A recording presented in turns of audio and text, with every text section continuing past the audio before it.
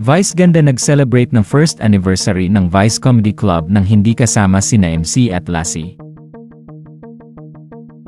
Tila totoo nga ang issue sa pagitan ni Unkabogable star Vice Ganda at sa mga kaibigan nito na sina MC at Lassie.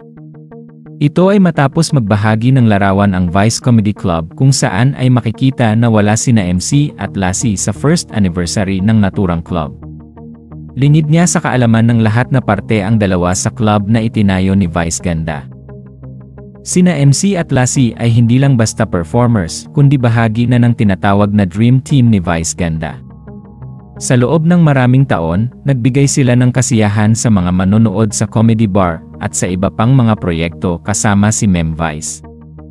Kaya naman duda ng netizens ay tampuhan lamang ang meron ang tatlo, ngunit ngayon nga ay mapapansin na hindi lamang ito basta tampuhan dahil pati ang trabaho nila ay nadadamay.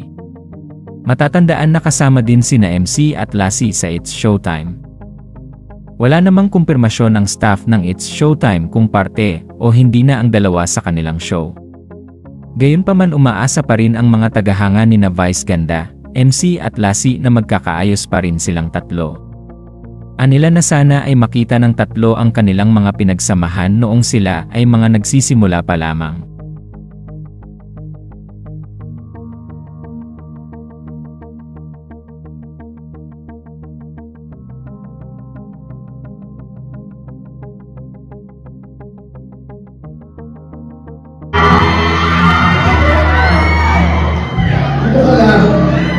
Alam ko naman yung medyo hindi mo kaya sila.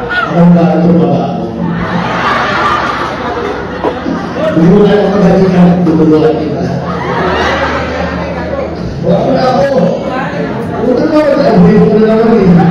Pero kung iyan ka ngayon kung hinatulan na tao. Sige. Parang prinasa ko. Parang nakasama ng tao.